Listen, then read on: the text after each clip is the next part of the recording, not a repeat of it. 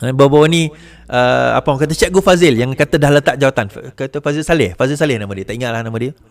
Dia mengkritik Rora. Saya sendiri bukan 100% setuju dengan Dr. Rozaimi. Saya pun tak kata saya 100% setuju dengan Dr. Rozaimi, tetapi pada pandangan saya, ilmu dia lebih tinggi daripada saya. Tuan-tuan, tolong tap love dengan share je. Ilmu dia lebih tinggi daripada saya. Saya ada hormat saya pada dia. Kan? Tetapi bila sampai ke peringkat memfitnah, kita kata dengan cara percakapan seolah-olah kau lebih hebat daripada dia, dengan sindiran dan hinaan, itu yang jadi masalah. Baru ni juga ni cerita, saya sambung cerita ni, yang apabila ada seorang ustaz yang sangat popular, Ustaz Zahidrul lah, senang cerita, dikatakan tak pandai berbahasa Arab ataupun tak erti berbahasa Arab. Kan, tak erti bahasa Arab. Dia bagi macam-macam tak bersi bahasa Arab.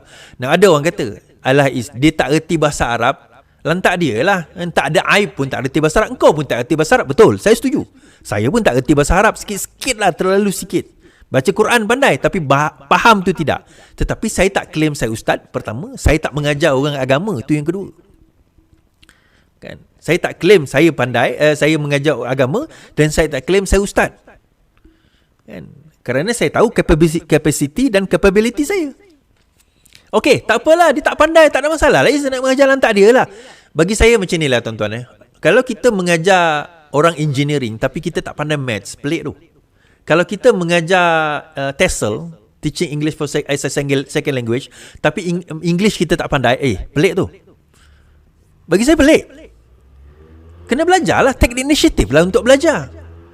Kita dah dalam bidang tu, ambillah inisiatif untuk belajar. Terus terang saya kata, saya tak pandai, saya tak faham baca artikel English dalam bahasa Inggeris sampai saya form 5 tau. Walaupun saya ambil English literature, saya merangkak untuk faham. Saya pandai baca, saya pandai perkataan, saya tahu pronouns, tapi saya bila dia jadi satu perkataan ataupun satu buku atau satu artikel, susah untuk saya faham. Sehinggalah saya buat diploma, sehinggalah saya buat degree, baru saya boleh membaca, boleh faham artikel tersebut. Tapi saya belajar. Sebab kita tahu itu bidang yang kita nak kena masuk. Kita kena belajar lah. Benda paling asas, English, bahasa Malaysia, 2 language. Tetapi yang paling teruk, tuan-tuan, bila dia dalam keadaan macam tu, tiba-tiba dia menghina mufti pula sebagai orang yang tidak betul. Uish. Bagi saya masalah tu. Dia merendah-rendahkan orang yang lebih tinggi ilmu dia daripada dia. Ya, saya pun dengan Dr. Mazhar pun bukanlah banyak, ada benda saya tidak setuju. Ada benda. Dan Rora pun ada benda saya tidak setuju.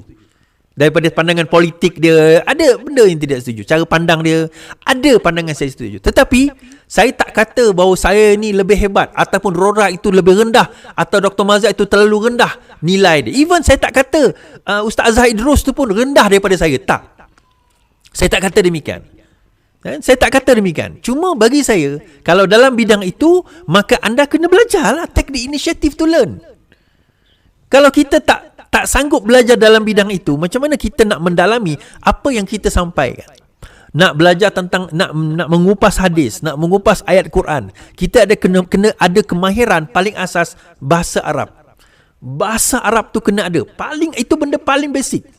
Kalau tidak, macam mana kita nak tafsirkan? Macam mana kita nak terjemahkan? Macam mana kita nak hujahkan ayat-ayat Quran yang ada? Kita boleh baca teks ulama' lain. Even kalau kita baca teks ulama' lain, dalam bahasa Malaysia tak sama kalau kita baca teks dalam tulisan asal yang ditulis kalau ditulis bahasa Arab. Jauh saya pergi ni. Tapi saya nak bawa semua, rangkumkan semua ni sebagai satu, tuan-tuan. Bahawa sebenarnya banyak benda yang kita kena belajar lagi. Kita kena tahu saling hormat menghormati di antara satu sama lain. Kemudian kita kena faham level, kita kena sentiasa merasakan diri kita rendah. Kita kena sentiasa rasa kita ni kurang. Kita kena sentiasa rasa kita ni tak cukup daripada segi ilmu. Jangan kita sampai merendahkan orang lain. Kita boleh tegur, kita boleh kritik certain pendapat dia. Tetapi jangan sampai kita merendahkan dia sampai kita menghina dia. Kan? Bagi saya Ustaz Azhar, kalau dia tak reti bahasa Arab, pergilah belajar. Jangan rasa malu lah. Kan? Jangan rasa malu. Kalau tak, mungkin dia pandai tapi tak mahir. Kata-kata. Ada orang pandai English tapi tak mahir. Mahirkanlah. Sebab itu bidang anda, itu cara anda cari makan. Maka mahirkanlah. Mahirkan, belajar.